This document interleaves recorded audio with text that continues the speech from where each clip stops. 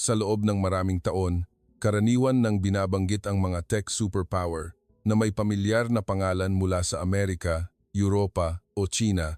Ngunit iilan lang ang nakakaalam na, sa gitna ng alon ng artificial intelligence na humuhubog sa mundo, lumilitaw din sa Pilipinas ang mga kabataang humihikayat ng atensyon mula sa international tech community.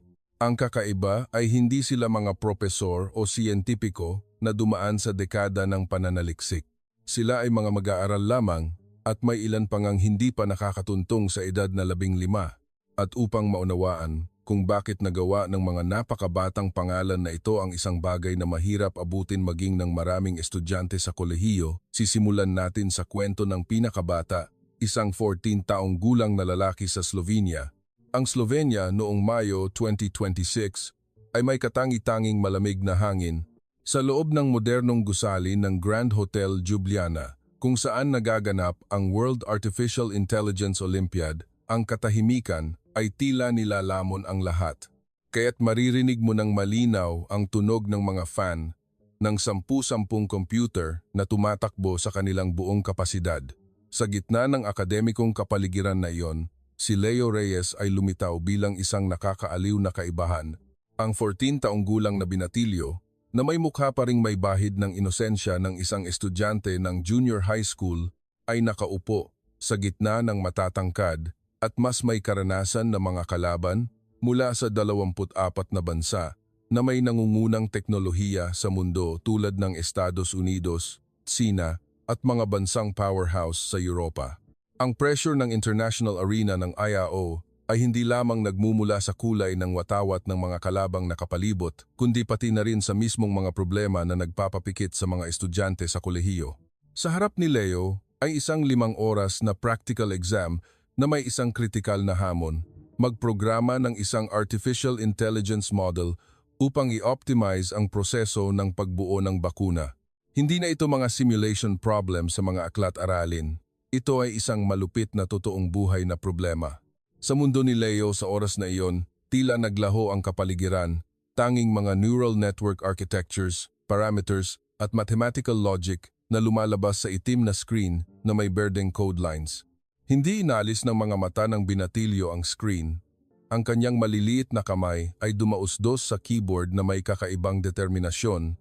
Bawat linya ng code na inilalabas ay may kasamang maingat na pagkalkula ng pagganap at katumpakan. Lalo pang tumindi ang drama nang pumasok sa theoretical exam na siyang bangungot ng maraming batang kalahok. 8 malalim na tanong ang sumasaklaw sa maraming komplikadong larangan ng machine learning at deep learning. Nang makita ang tanong tungkol sa positional encoding, isang backbone concept sa modernong transformer architectures na tumutulong sa AI na maunawaan ang pagkakasunod-sunod ng data, marami sa mga kalahok sa silid ang nagsimulang mawalan ng pasensya. Ito ay isang mahigpit na internasyonal na pamantayan kung saan hindi lamang sinusuri kung alam mong mag-program, kundi kung gaano kalalim ang iyong pag-unawa sa core operation ng isang artificial brain. Huminga ng malalim si Leo upang panatilihing kalmado ang kanyang isip. Ang mathematical intuition na pinatalas niya mula pagkabata ay nagsimulang gumana tulad ng isang data filter na tumutulong sa kanya na tukuyin ang bawat layer ng problema. Alam niya na siya ay nasa posisyon na iilan lamang sa kanyang edad sa mundo ang nakarating at ang anumang maliit na pagkakamali sa pagdadahilan ay maaaring magpawalang saysay sa lahat ng pagsisikap. Sa malaking silid na pinagsama-sama ang mga batang henyo sa buong mundo, maliit si Leo sa pisikal na anyo, ngunit naglalabas ng matinding enerhiya ng pagtutok. Maingat niyang sinulat ang bawat linya ng solusyon para sa komplikadong mathematical formulas. Kahit na nauubos ang oras tulad ng buhangin na dumadaloy sa pagitan ng mga daliri, ang hindi nakikitang pressure mula sa mga digital clock na nagbibilang ng bawat segundo ay hindi nagpanik sa kanya. Sa halip, lalo nitong ipinakita ang tapang ng bunso sa Philippine team, kung minsan, ang mas matatandang kalahok mula sa ibang bansa na dumadaan ay hindi mapigilan ang pagtataka nang makita ang isang maliit na bata na nagpoproseso ng mga problemang pang-akademiko na pang-eksperto na may nakakagulat na katahimikan. Naunawaan niya na ang bawat linya ng code, bawat solusyon sa oras na ito, ay ang pinakamalakas na sagot tungkol sa potensyal at lakas ng talino ng kabataang Filipino. Nang tumunog ang kampana na naghudyat sa pagtatapos ng exam, dahan-dahang umalis si Leo sa kanyang puwesto. Ang kanyang mukha ay pinanatili ang karaniwan nitong kalmado, kahit may mga alon pa rin ng panghihinayang sa kanyang puso. Lumabas siya ng gusali kung saan ang kalangitan ng Slovenia ay unti-unting nagpapalit ng kulay, dala ang pag-aalala tungkol sa huling dalawang theoretical na tanong na hindi niya natapos ang solusyon dahil sa kakulangan ng oras. Ngunit para kay Leo, ang makatayo dito at harapin ng pantay ang pinakamahigpit na pamantayan ng mundo ay isa ng tagumpay ng pagtitiyaga. Paano nagkaroon ng sapat na lalim ng kaalaman ang isang 14 taong gulang na bata upang harapin ang mga advanced na konsepto sa akademya tulad ng positional encoding o kernel methods? Upang malutas ang tapang ng bunso sa Slovenia, kailangan nating balikan ang unang mga pahina ng kanyang buhay. 6 na taon na ang nakakaraan, kung saan ang passion ay sinindihan sa pinakasimpleng paraan. 6 na taon na ang nakalipas nang hindi pa kilala ang pangalang Leo Reyes sa anumang tech map. Siya ay simpleng isang second grader na may walang hanggang kuryosidad sa mundo sa paligid niya. Ang passion ay kung minsan hindi nagsisimula sa bilyon-bilyong dolyar na proyekto o state-of-the-art labs, kundi nagsisimula ito sa pinakasimpleng sulok. Para kay Leo, iyon ay isang maaraw na hapon na dumaan sa bintana sa kanyang luma at gasgas na kahoy na study table kung saan nakalagay ang 2 bagong aklat na may amoy papel pa. Ang mga bagay na nagbago ng lubusan sa trajectory ng buhay ng isang 7 taong gulang. Ang ina ni Leo, si Aling Nena, isang babae na laging nagmamasid sa kanyang anak na may tahimik na pag-unawa, ay may napansin na kakaiba sa kanyang anak. Ang binatilyo ay hindi lamang may nakakagulat na galing sa pagmememorya, kundi mayroon din siyang mabilis na bilis ng pag-unawa sa kaalaman na kung minsan ay nagpapabigla sa mga matatanda. Walang espesyalisasyon sa larangan ng teknolohiya, ngunit sa instinct ng isang ina na gustong palakasin ang mga pakpak ng kanyang anak, pinili niyang bilhin ang 2 basic programming guidebooks. Isa tungkol sa Scratch, isang makulay na drag-and-drop programming language, at isa tungkol sa Python, ang text-based language na simula ng lahat ng profesional na software engineers. Inilagay niya ang mga ito sa mesa at hinayaan si Leo na malayang mag-explore, walang pressure, walang homework, tanging ganap na kalayaan. Sa mundo ng isang second grader, ang mga command line ay hindi tuyong konsepto. Tiningnan ni Leo ang Scratch at nakita ang asul, pula, at dilaw na code blocks tulad ng mga piraso ng Lego. Sa halip na magtayo ng pisikal na kastilyo, nagsimula siyang bumuo ng mga lohika ng paggalaw sa screen ng computer. Nang pagsamahin niya ang isang move block sa isang repeat block, biglang napagtanto ni Leo na hawak niya ang kapangyarihan upang kontrolin. Hindi siya nagbabasa ng libro sa paraan ng pagmememorya, nagbabasa siya upang makahanap ng sagot sa mga tanong na sumasayaw sa kanyang isip. Siya mismo ang nag-eksperimento, nagkakamali, at muling nagtatry. Sa bawat pagkakataon na ang isang karakter sa screen ay gumaganap ayon sa kanyang kagustuhan, ang mga mata ng 7 taong gulang na bata ay kumikinang sa liwanag ng pananakop. Ang paglipat mula sa Scratch patungo sa Python ay isang cognitive turning point. Nagsimulang masanay si Leo sa mga command line sa pamamagitan ng text kung saan ang isang maling kuwit o espasyo lang ay magpapahinto sa programa. Ngunit sa halip na mawalan ng pag-asa, ang hirap ng programming language ay naging kawili-wili para sa kanya. Tiningnan niya ang guidebook sa isang simpleng laro at nagsimulang itype ang kanyang unang mga code lines. Ito ang mga oras na si Leo ay nakalubog sa katahimikan, tanging ang regular na tunog ng pag-type. Hindi niya kailangan ng sinuman upang gabayan siya dahil ang kuryosidad mismo ang kanyang pinakadedikadong guro. Ang pinakakapanapanabik na sandali sa maliit na silid na iyon ay nang matapos ni Leo ang huling linya ng code para sa isang simpleng bersyon ng laro. Pigil hininga niyang pinindot ang run. Lumabas sa screen ang isang gumaganang interface ng laro, pwedeng laruin, at higit sa lahat, nabuhay ito dahil sa kanyang sariling talino. Ang pakiramdam ng pagkasabik noon ay hindi naiiba sa pakiramdam ng isang inventor na nakatuklas ng isang bagong batas. Napagtanto ni Leo na ang computer ay hindi lamang isang tool para sa entertainment. Ito ay isang mundo, kung saan maaari siyang maging isang creator. Nagsimula siyang magtanong, bakit ito tumakbo ng ganyan? Kung babaguhin ko ang linya na ito, ano ang mangyayari?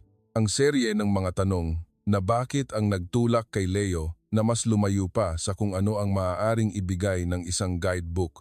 Sa halip na huminto sa pagsunod sa mga umiiral na halimbawa, nagpasya si Leo na mag-aral ng mas malalim, nagsimula siyang maghanap ng mas komplikadong materyales at mag-aral kung paano haharapin ang mga logic error na hindi nabanggit sa libro.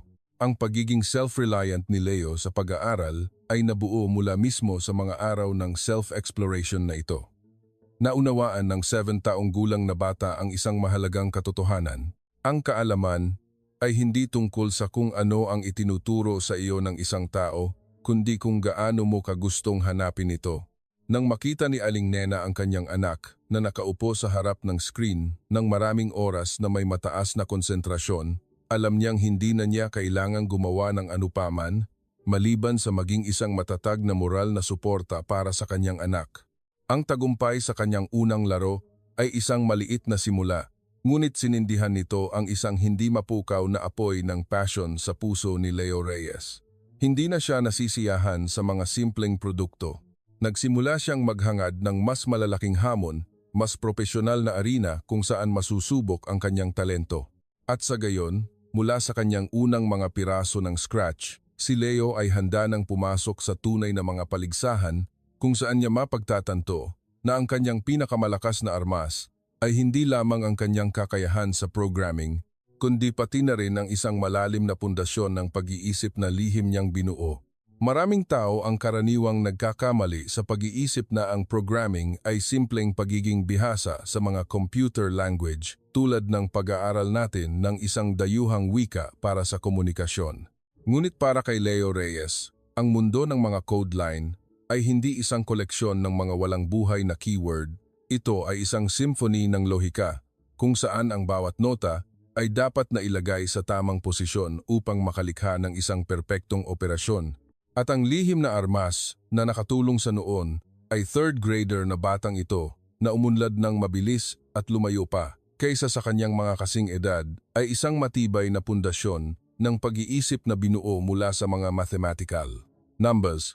Sa Rizal Academy, si Leo ay hindi lamang isang ordinaryong mahusay na estudyante sa matematika. Sa mata ng kanyang mga guro, siya ay isang individual na may kakayahang i-dissect ang mga problema hanggang sa pinakaugat nito.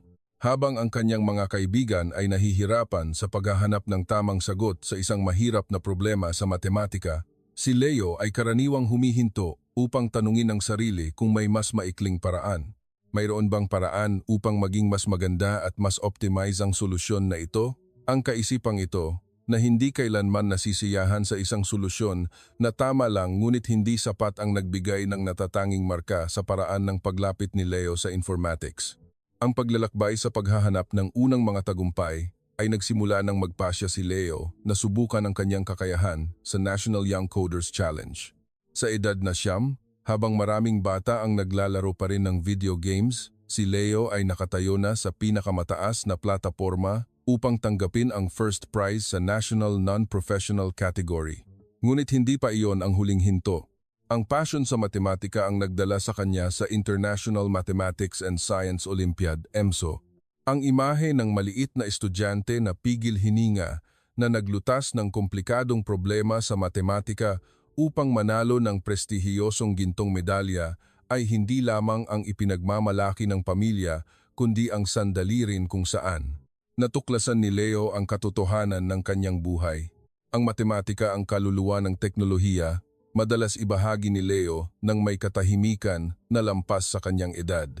Nakikita ko na ang mathematical thinking ay nakakatulong sa akin na mag-program ng mas mahusay. Kapag nag-aaral ako ng matematika, sanay na akong basahin ng maigi ang problema, tukuyin kung ano ang tanong at hatiin ito sa maliliit na hakbang upang malutas. Ganoon din sa programming. Kailangan kong isipin ng malinaw ang mga hakbang bago isulat ang code. Para kay Leo, bawat algorithm ay isang problema sa matematika na kailangang i-optimize. Sa halip na madali ang i-type ang unang mga code line, na lumalabas sa isip, madalas siyang gumugugol ng oras upang tahimik na magmasid upang ang mga pattern at lohika ay kusa na kumonekta.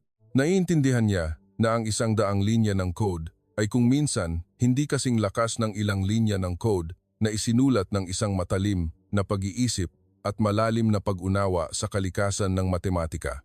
Dahil sa pag-iisip na ito, nakagawa si Leo ng isang milagro nang sunod-sunod na nanalo ng gintong medalya sa professional category sa Central Luzon Informatics Olympiad sa 2 taon, Grade 5 at Grade 6.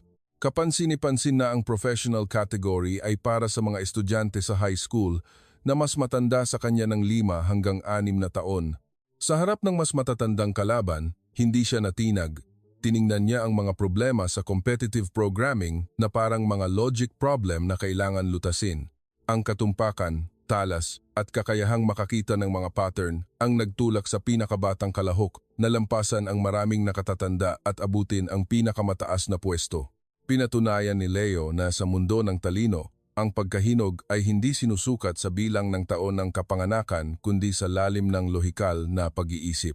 Sa bawat pagkakataon na nalulutas niya ang isang mahirap na problema sa matematika o natatapos ang isang komplikadong algorithm, hindi lamang siya masaya sa pagkapanalo. Masaya siya dahil natagpuan niya ang isang perpektong koneksyon sa pagitan ng dalawang mundo. Ang matematika ay nagbigay sa kanya ng katahimikan para magnilay, habang ang programming ay nagbigay sa kanya ng paggalaw upang magsagawa. Ang kombinasyon ng dalawang elementong ito ang nagpabago kay Leo bilang isang tunay na mandirigma sa mga arena ng kabataan sa informatics. Hindi lamang siya nagpo-program upang maunawaan ng computer. Nagpo-program siya upang gumana ang computer sa pinakamatalinong paraan. Gayunpaman, pagkatapos ng mga gintong medalya at mga papuri tungkol sa isang batang henyo sa informatics, nagsimulang makaramdam si Leo Reyes ng isang bagong pagnanais. Ang mga problema sa competitive programming bagamat kaakit-akit ay mayroon pa ring katangian ng isang akademikong laro. Nagsimula siyang maghangad ng isang bagay na mas malaki, isang larangan kung saan ang matematika at programming ay hindi lamang para sa paglutas ng mga palaisipan, kundi para sa paglikha ng mga utak na maaaring magpabago sa paraan ng pamumuhay at pagtatrabaho ng tao. Ito rin ang panahon nang hindi niya sinasadyang makatuklas ng isang konsepto na nagpapabago sa buong mundo, artificial intelligence. Ngunit upang makapasok sa mundong iyon, alam ni Leo na kailangan niya ng isang mas malaking tagumpay, isang pag-aaral na higit sa lahat ng karaniwang pamantayan ng formal na edukasyon. Sa simula ng 2025, isang tahimik ngunit desididong pagbabago ang naganap sa isip ni Leo Reyes. Pagkatapos ng mga taon ng pakikipaglaban at pag-aani ng lahat ng kaluwalhatian sa mga larangan ng kabataan sa informatics, napagtanto ni Leo na siya ay nakaharap sa isang mas malaki, mas misteryoso, at mas mapanghamon na pinto, artificial intelligence. Ngunit ang AI ay hindi isang larangan na maaaring masakop sa pamamagitan lamang ng pagiging bihasa sa programming language. Upang marating ang core ng machine learning models o artificial neural networks, kailangan ni Leo ng isa pang universal key, isang uri ng kaalaman na karaniwang para lamang sa mga estudyante sa 1 at 2 taon ng kolehiyo. Ito ang panahon nang ang 13 taong gulang na bata ay nagsimula ng isang paglalakbay na kahit ang pinaka-optimistiko ay magdadalawang isip, ang pumasok sa unibersidad habang nakasuot pa rin ng uniforme ng grade 8. Ang tulay para sa paglalakbay na ito ay si Dr. Elena Santiago mula sa AI Innovation Hub, Universidad ng Pilipinas Diliman. Mula sa unang mga pagkakataon ng pakikipag-ugnayan sa Basic AI course na inorganisa ng People's Informatics Institute, napansin na ni Dr. Santiago kay Leo ang isang espesyal na katangian. Hindi lamang ito natural na katalinuhan, kundi ang kakayahang mag-aral ng may tiyaga at isang napakatalim na lohikal na pag-iisip. Naunawaan niya na kung hahayaan lamang si Leo na sundin ang karaniwang landas ng formal na edukasyon, mapipigilan ang talento ng bata. Kaya, isang matapang na desisyon ang ginawa. Hikayatin si Leo na mag-audit ng mga advanced mathematics courses para sa mga estudyante sa unibersidad. Ano ang mangyayari kung ang isang grade 8 na bata ay nakaupo sa gitna ng daan-daang estudyante sa kolehiyo sa isang malawak na lecture hall. Ang mga unang araw sa unibersidad ay isang hindi malilimutang karanasan para kay Leo.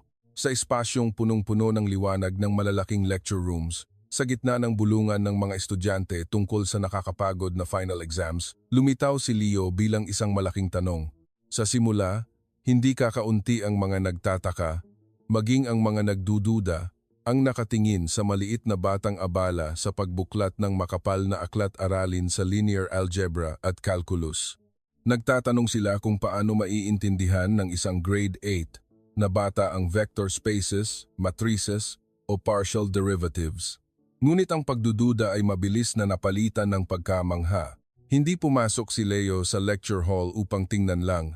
Pumasok siya upang matuto, upang maunawaan at upang makakuha ng kaalaman.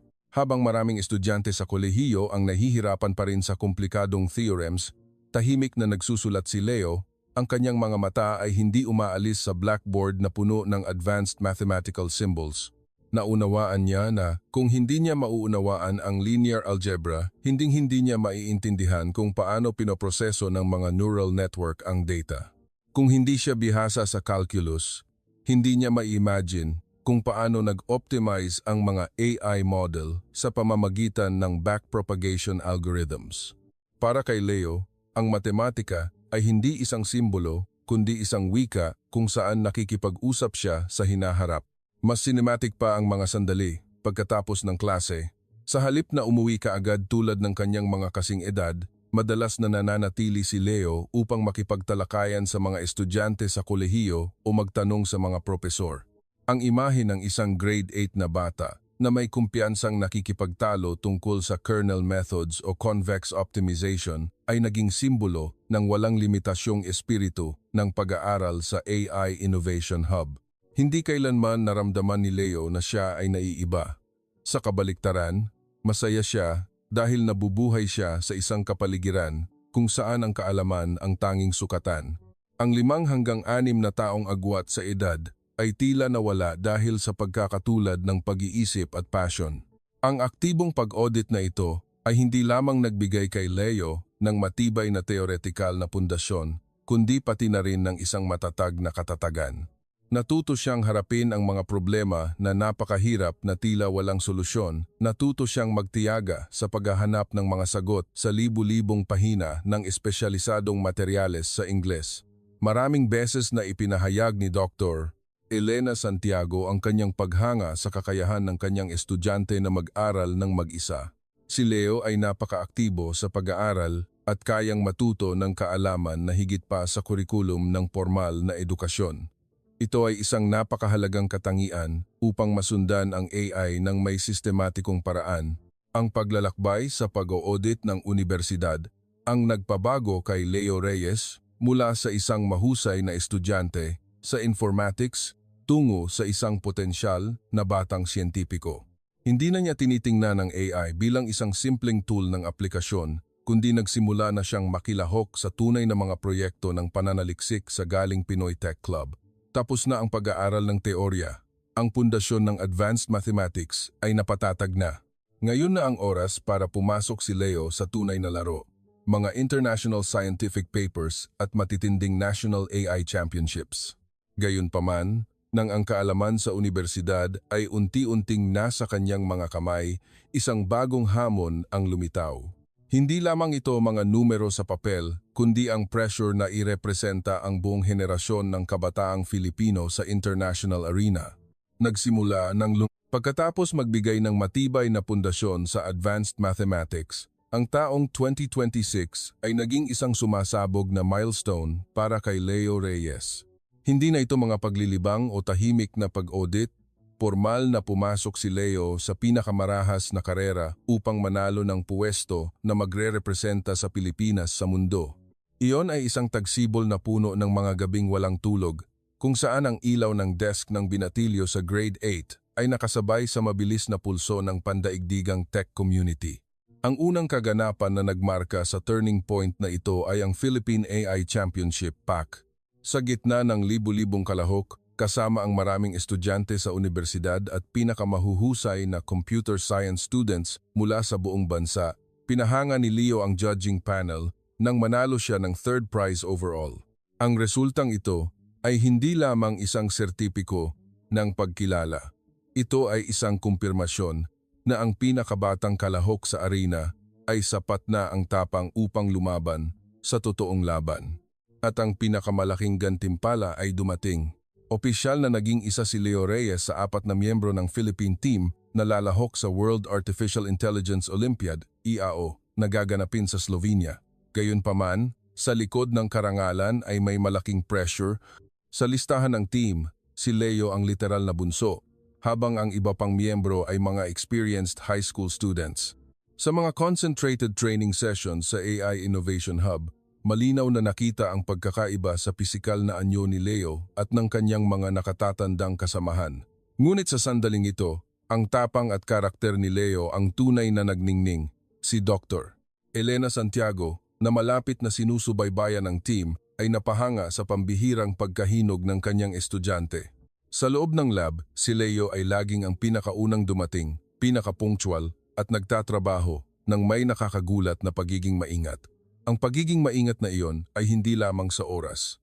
Kung makikita mo ang mga draft o theoretical work ni Leo, sinuman ay mamamangha. Sa gitna ng tuyo at komplikadong mathematical formulas, maingat na sinusulat ni Leo ang bawat letra, bawat simbolo na parang gumagawa ng isang sining. Para sa kanya, ang kawalan ng pagiging maingat ay kaaway ng agham. Ang bawat maayos na linya ng pagsusulat ay patunay ng kanyang seryosong saloobin at paggalang sa sarili bilang isang batang mananaliksik. Naunawaan niya na kapag siya ay lumabas sa international arena, ang bawat draft na isusumite niya ay hindi lamang nagre-representa sa kanya, kundi sa imahe rin ng edukasyon at talino ng Pilipinas. Ang yugto ng paghahanda para sa IAO ay panahon din kung saan kailangang gawin ni Leo ang isang hamon na dual task. Sa isang banda, kailangan niyang tapusin ang high school curriculum sa Rizal Academy. Sa kabilang banda, kailangan niyang ibuhos ang lahat ng kanyang lakas sa mga deep technical training sessions sa large language models at computer vision. Hindi lang iyon, nakilahok din si Leo sa research group upang magsulat ng scientific paper na isusumite sa ICML conference, isa sa mga nangungunang conference sa mundo tungkol sa AI. Ang schedule ng 10 taong gulang na batang ito ay walang puwang para sa video games o mahabang lakaran. Sa mga gabing walang tulog sa harap ng computer screen, nahaharap sa libu-libong linya ng code at model parameter tables, natuto si Leo na mamuhay na may pressure. Lalo pang tumindi ang pressure nang papalapit ang araw ng pag-alis patungong Slovenia. Alam ni Leo na doon, hindi na siya protektado ng titulong mahusay na estudyante ng paaralan.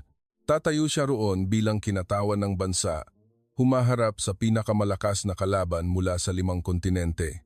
May mga sandali na pakiramdam ni Leo na napakabigat ng kanyang mga balikat. Nagtatanong siya kung magagawa ba ng isang grade 8 na bata ang isang bagay na mahalaga sa harap ng mahigpit na pamantayan na itinakda ng international community. Ngunit ang mismong pagiging maingat at purong passion ang nakatulong kay Leo na bumalik sa balanse. Hindi niya iniisip ang medalya bilang isang layunin na dapat makamit sa lahat ng paraan. Iniisip niya ito bilang isang pagkakataon upang subukan kung gaano na siya kalayo sa landas ng pag-aaral ng mag-isa.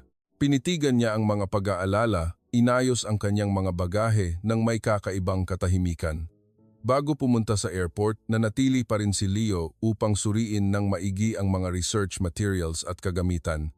Ang kanyang mga mata ay nagpapakita ng determinasyon ng isang tunay na mandirigma. Ang mahabang flight patungo sa Central Europe ay hindi lamang nagdala ng isang talentadong 14 taong gulang na bata, kundi pati na rin ang pagmamalaki at pag-asa ng maraming guro at kaibigan sa kanyang bayan. Naghihintay ang Slovenia sa kanya na may mga hamon na lampas sa limitasyon ng positional encoding at mga komplikadong problema sa totoong buhay. Huminga ng malalim si Leo, nararamdaman ang bigat ng pulang watawat na may 3 bituin sa kanyang dibdib. Handa na siyang patunayan na ang Pilipinas ay maaaring maliit sa heograpiya, ngunit ang talino ng mga kabataang Filipino ay walang hangganan. Pagbaba ng eroplano sa Slovenia, agad naramdaman ni Leo Reyes ang tuyong lamig ng Central Europe na lumalagos sa kanyang jacket. Ngunit ang lamig na iyon ay walang anuman kumpara sa tahimik na init na nagmumula sa Joseph Stefan Institute kung saan nagtitipon ang pinakamahuhusay na batang isip mula sa 24 na bansa na may pinaka-advanced na teknolohiya sa mundo. Dito, ang mga titulo tulad ng henyo o bunso ay wala ng protektibong kahulugan. Ang bawat kalahok na pumasok sa silid ng pagsusulit ay tinatrato bilang isang tunay na eksperto sa harap ng pinakamahigpit na internasyonal na pamantayan. Ang unang araw ng pagsusulit ay isang hamon sa teorya. Sa malawak na silid, ang malamig na puting ilaw ay bumubuhos sa mahabang hanay ng mga mesa. Nakaupo si Leo doon, maliit sa gitna ng mga kalaban mula sa Amerika, Tsina o mga bansang Europeo na may mature at kumpiyansang anyo. Sa paligid niya ay hindi na ang pamilyar na competitive programming problem sa kanyang bayan kundi isang makapal na folder na naglalaman ng 8 malalim na tanong. Mga problemang kinailangan ng mga graduate student ng ilang araw upang pag-isipan. 5 oras ang oras. Ang layunin ay tuklasin ang kakanyahan ng artificial intelligence. Nang tumunog ang hudyat ng simula, ang kapaligiran ay naging napakakapal sa konsentrasyon. Binaliktad ni Leo ang bawat pahina ng exam. Ang kanyang mga mata ay huminto sa tanong tungkol sa positional encoding at kernel methods. Ito ang sandali kung saan nagamit ang mga oras ng pag-audit ng advanced mathematics sa Universidad ng Pilipinas Diliman. Hindi niya tiningnan ang mga simbolo ng matematika bilang mga hadlang. Nakita niya ang mga ito bilang mga logic puzzle. Upang malutas ang problema ng positional encoding sa mga transformer model, kailangang gamitin ni Leo ang kanyang kaalaman sa trigonometry at vector spaces upang ipaliwanag kung paano naaalala ng AI ang pagkakasunod-sunod ng mga salita sa isang teksto. Isa-isa, tinukoy niya ang mga komplikadong formula at ibinalik ang mga ito sa pinakapangunahing prinsipyo na maingat niyang pinatalas. Gayunpaman, ang pressure ng isang international competition ay hindi lamang nasa kahirapan ng kaalaman kundi pati na rin sa kalupitan ng oras. May ugali si Leo, o mas tumpak, isang prinsipyo, ang ganap na pagiging maingat. Maingat niyang sinulat ang bawat sigma symbol, bawat integral sign, bawat linya ng argumentasyon sa Ingles ng maayos. Para kay Leo, ang isang solusyon ay hindi lamang dapat tama kundi dapat ding sapat na malinaw upang mabasa ng sinumang international judge ang pag-iisip ng nagsulat. Ngunit ang pagiging perpekto na ito ang nagtulak sa kanya sa isang nakakabaliw na karera laban sa orasan. Ang tunog ng panulat na lumalagatok sa papel, ang mabilis na paghinga ng mga kalahok sa paligid ay lumikha ng isang hindi nakikitang pressure na bumabalot sa 20 taong gulang na bata. Unti-unting gumagalaw ang kamay ng orasan patungo sa huling mga minuto. Mayroon pa ring 2 tanong si Leo tungkol sa positional encoding at kernel methods na hindi niya natapos ang solusyon. Isang mainit na pakiramdam ang kumalat sa buong katawan niya. Alam niya na kung mabilis at pabaya siyang susulat, maaaring mapuno niya ang pahina. Ngunit ang tapang ng isang batang siyentipiko ay hindi pumayag na gawin niya iyon. Huminga ng malalim si Leo. Nagpasya na huminto sa mga bahaging tiyak na niya, tiniyak na ang bawat linya ng kanyang isinulat ay ang pagpapakita ng pinakatumpak na pag-iisip, tinanggap niyang mag-iwan ng blanko sa kanyang gawa, ngunit hindi niya pinayagang mag-iwan ng kapabayaan sa kanyang talino. Nang tumunog ang kampana na naghudyat sa pagtatapos ng 5 oras na pagsusulit, dahan-dahang inilapag ni Leo ang kanyang panulat. Lumabas siya ng silid ng pagsusulit, at sinalubong ang malamig na hangin ng Slovenia upang payapain ang kanyang utak na tila isang string ng gitara. Bahagyang panghihinayang ang makikita sa kanyang mukha. Ibinahagi niya sa kanyang mga guro sa team sa isang kalmado na tono. Ang pinakamahirap ay marahil ang ilang mga tanong sa theoretical part. Hindi ko naabot ang oras upang isulat ang lahat ng solusyon, kaya kailangan kong iwanan ang huling 2 tanong. Hindi ito pagdadahilan, kundi isang pagsusuri sa sarili ng isang taong laging nagtatakda ng napakataas na pamantayan para sa kanyang sarili. Nang gabing iyon sa Ljubljana, hindi pinayagan ni Leo ang kanyang sarili na malunod ng matagal sa panghihinayang. Tahimik siyang umupo sa tabi ng bintana, tinitingnan ang mga lumang kalye ng Slovenia. Ang kanyang isip ay nagsimula ng lumipat sa hamon, kinabukasan. Kung ang theoretical part ay kumuha ng kaunting kumpiyansa mula sa kanya, ang practical part na may problema sa pagprograma ng bakuna ay kung saan niya kailangang kunin ang lahat. Dahil naiintindihan ni Leo na sa international arena, ang isang maliit na pagkakamali ay maaaring maging aral, ngunit ang pagbagsak sa ilalim ng pressure ang tunay na kabiguan. At sa ikalawang araw ng pagsusulit, ang 5 oras na labanan para sa buhay at kamatayan na may mga linya ng totoong buhay na code ang naghihintay upang subukan ang huling limitasyon ng bunso ng Philippine team. Kung ang theoretical exam ay isang labanan ng talino sa blankong papel, ang ikalawang araw ng pagsusulit sa Slovenia ay isang tunay na labanan na may source code. Pumasok si Leo Reyes sa praktikal na silid ng pagsusulit na may ganap na naiibang kaisipan. Hindi na niya dala ang bigat ng mga hindi natapos na tanong mula kahapon. Para sa isang taong kaibigan na ang computer simula pa noong grade 2, ang keyboard at screen ang lugar kung saan siya pinakakumpiyansa, ang lugar kung saan ang lahat ng abstract na pag-iisip ay kailangang maging konkretong, gumaganang resulta. Ang praktikal na pagsusulit ng EAO 2026 ay nagbigay ng isang napapanahong hamon. Bumuo ng isang artificial intelligence model upang lutasin ang problema ng optimization sa pagbuo ng bakuna. Ito ay isang uri ng problema na nangangailangan ng maayos na kombinasyon ng kaalaman sa deep learning at kakayahang magproseso ng malaking biological data.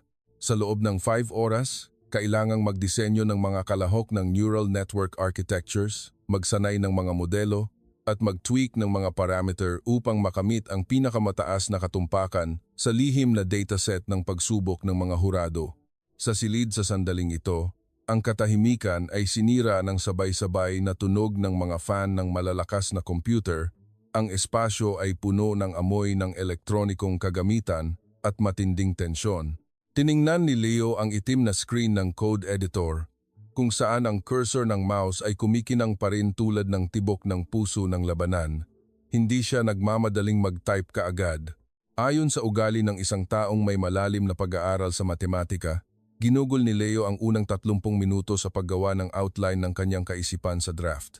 Hiniwalay niya ang komplikadong problema sa bakuna sa maliliit na logic blocks, data pre-processing, feature extraction, at sa wakas, prediction model. Naunawaan niya na sa AI, ang isang matalinong algorithm ay laging mananalo sa isang code na matibay ngunit hindi epektibo. Nang lumabas ang unang mga linya ng Python code, si Leo ay tila nahulog sa isang estado ng ganap na konsentrasyon. Ang lahat ng tunog sa paligid niya ay tila lumayo.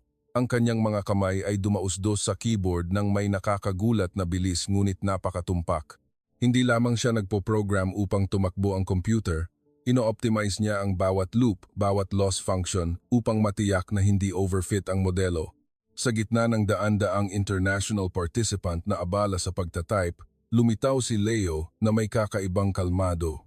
Inobserbahan niya ang training curve ng modelo na sumasayaw sa screen, kinunot ang kanyang noo habang iniisip nang makita ang katumpakan na hindi umabot sa inaasahan at mabilis na gumawa ng mga estratehikong pagbabago sa architecture ng network. Lumipas ang oras na parang isang kisap mata.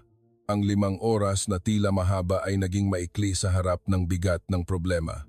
Lalo pang bumigat ang pressure nang ipinahayag ng sistema na 60 minuto na lang ang natitira. Sa silid ng pagsusulit, lalo pang naging mabilis ang pagtatype at lalo ring naging mabilis ang paghinga ng mga kalahok. Napansin ni Leo na ang kanyang modelo ay nagkakaproblema sa convergence rate. Pinigil niya ang kanyang hininga, sinuri ang bawat linya ng lohika, ginamit ang kanyang kaalaman sa convex optimization na natutunan niya sa universidad. Isang maliit na pagbabago sa learning rate ang ginawa. Pinindot niya ang run button sa huling pagkakataon. Ang huling mga minuto ng malaking labanan sa Slovenia ay tunay na isang mental torture. Tahimik na nakaupo si Leo, tinitingnan ang progress bar na unti-unting umaabot sa 100%. Nang lumabas ang huling prediction result, na may katumpakan na lampas sa orihinal na inaasahan, isang kuryente ang tila dumaloy sa gulugod ng 14 daong gulang na binatilyo. Hindi nagdiwang si Leo, ginugol niya ang huling mahahalagang sandali sa pagsusuri ng pagiging maingat ng buong source code. Maingat niyang nilagyan ng komento ang bawat code snippet sa propesyonal na estilo ng isang batang siyentipiko. Gusto niya na anuman ang maging resulta, Sino man ang magbasa ng mga code line na ito ay hahangaan ang kalinawan ng pag-iisip ng isang Filipino. Tumunog ng malakas ang kampana na naghudyat sa pagtatapos. Inalis ni Leo ang kanyang mga kamay mula sa keyboard, ang kanyang likod ay basa na sa pawis nang hindi niya namamalayan. Pinindot niya ang submit button, ipinadala ang lahat ng kanyang pagsisikap sa pandaigdigang automated grading system. Paglabas ng practical exam room, nagdidilim na ang kalangitan ng Slovenia, dala ang matinding lamig.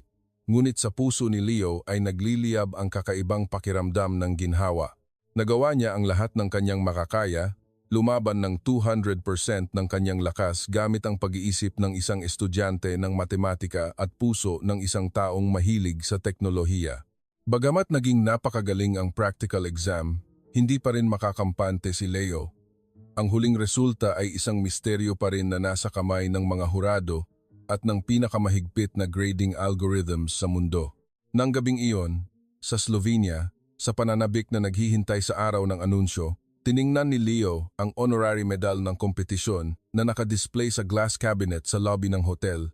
Hindi niya alam kung mahahawakan niya ito o hindi, ngunit may isang bagay siyang sigurado, hindi na siya ang bunso na kailangan pang protektahan. Siya ay isang tunay na mandirigma.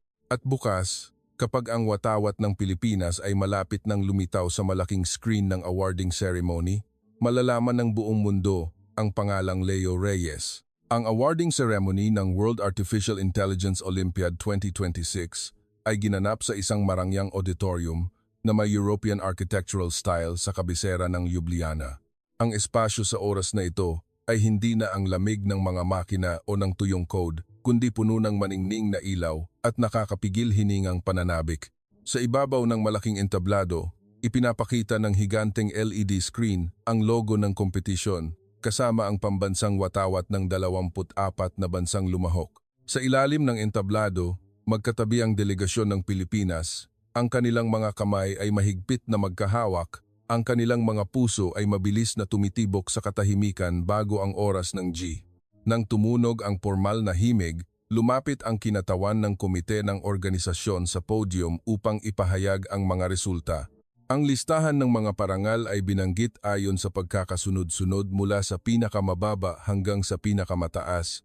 Sa bawat pagbanggit ng pangalan ng isang bansa, isang malakas na hiyawan ang sumiklab sa isang sulok ng auditorium. Nakaupo si Leo doon, maliit sa kanyang uniforme ng Philippine team. Ang kanyang mga mata ay matamang nakasubaybay sa bawat galaw sa entablado.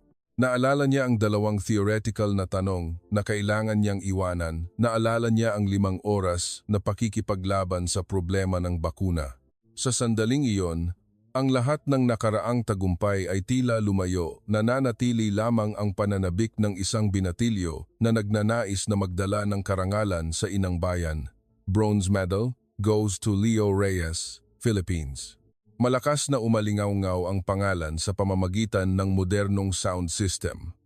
Ang buong auditorium ay napatingin sa pinakabatang kalahok ng kompetisyon. Nagulantang ang delegasyon ng Pilipinas sa tuwa. Tumayo si Leo, huminga ng malalim upang pigilin ang emosyon na handa ng bumulwak. Lumakad siya sa pulang karpet, patungo sa podium sa ilalim ng maningning na ilaw ng entablado. Ang imahe ng grade 8 na estudyante, na payat ngunit may kumpiyansang paglakad, na tumayo sa tabi ng mas matatangkad na kalaban mula sa mga tech superpower, ay lumikha ng isang iconic na sandali para sa pagbangon ng talino ng kabataang Filipino. Nang isabit ang bronze medal sa kanyang leeg, naramdaman ni Leo ang bigat nito.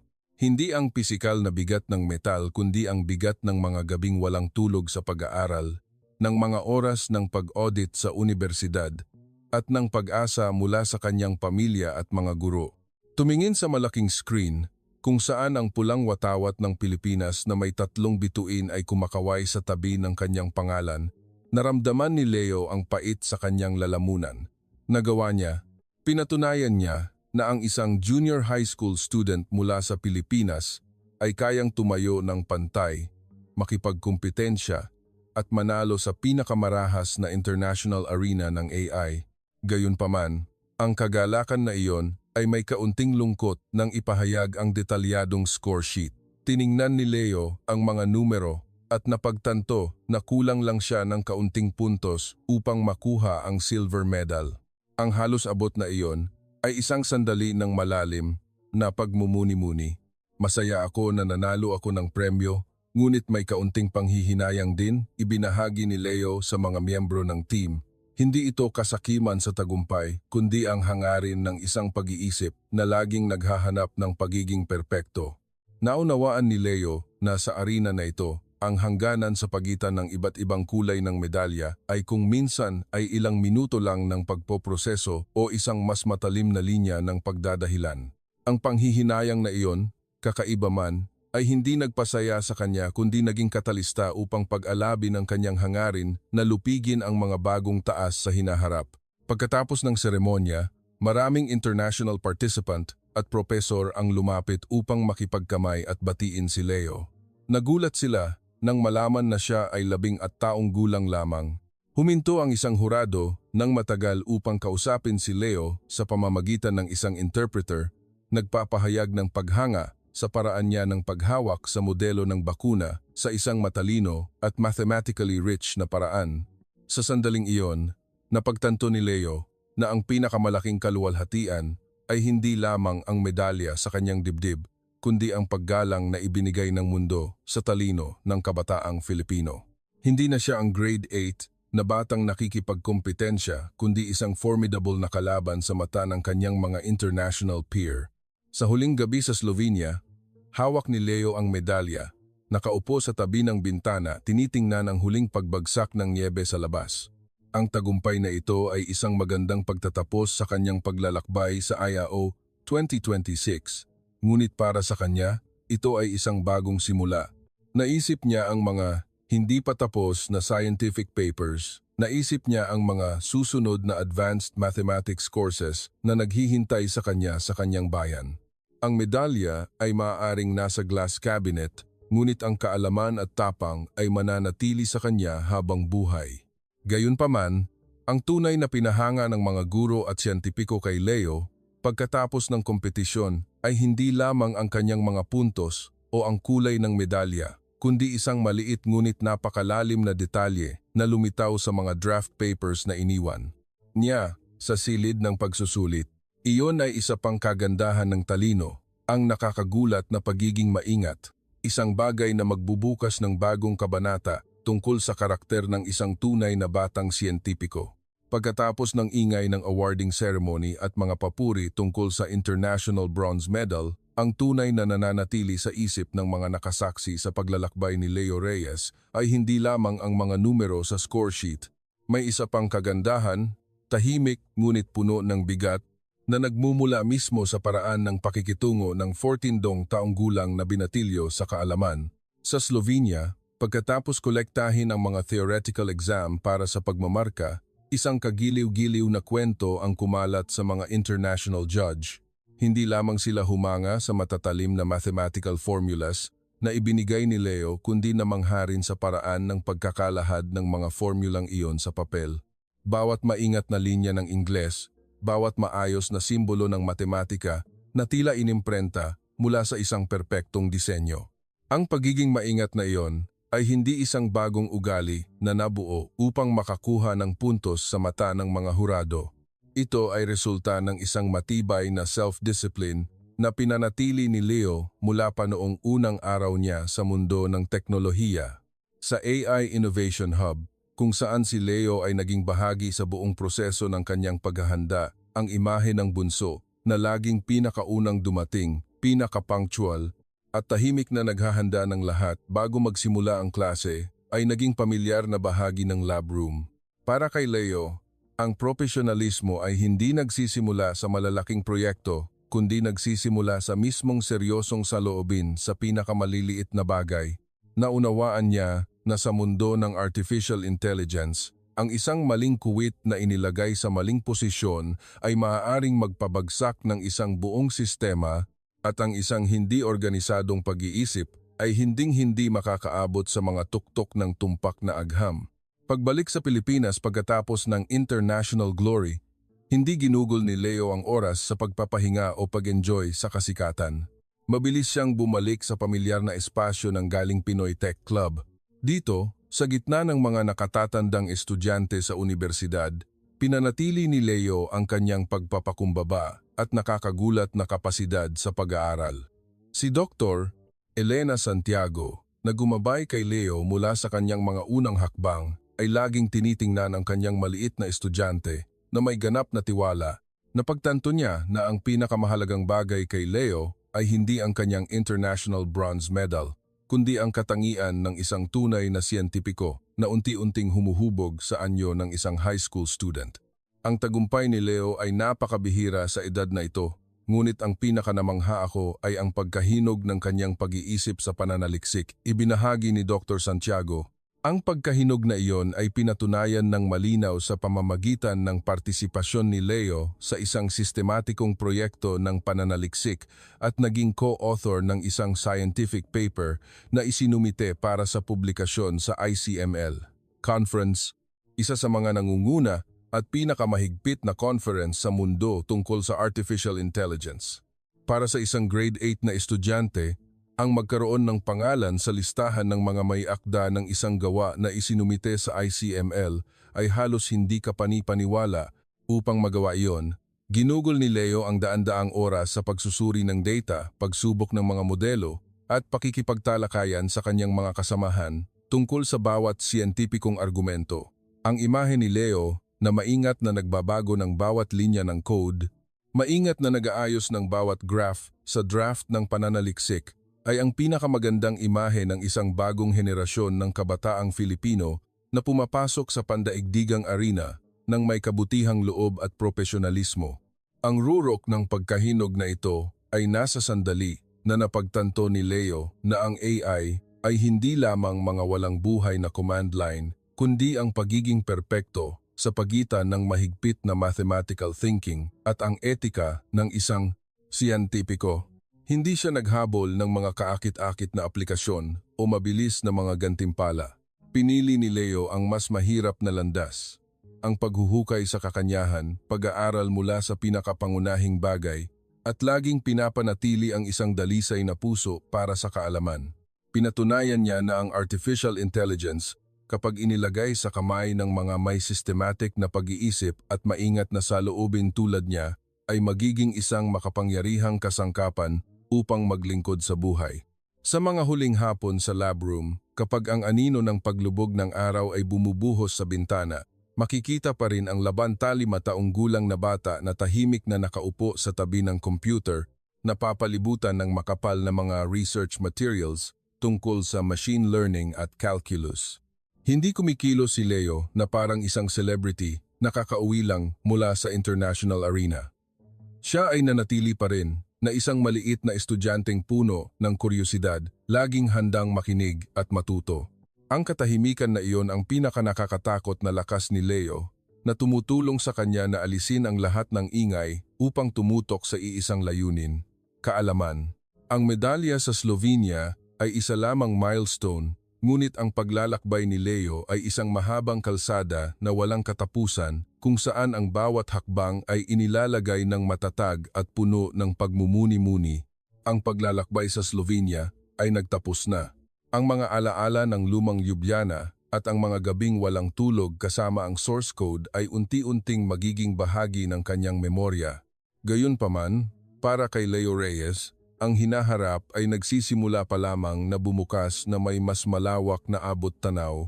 Naghihintay ang mga bagong arena, mga nangungunang kumperensya at ang walang hanggang problema ng sangkatauhan sa bihirang batang talento na ito upang lupigin. Ngunit bago ipagpatuloy ang mga libu-libong milya na paglalakbay, mayroon pa ring isang mahalagang bagay na gustong iparating si Leo, isang mensahe ng pananampalataya at pangarap ng isang henerasyon ng kabataang Filipino na nagnanais na parangalan ang bansa sa pandaigdigang mapa ng talino.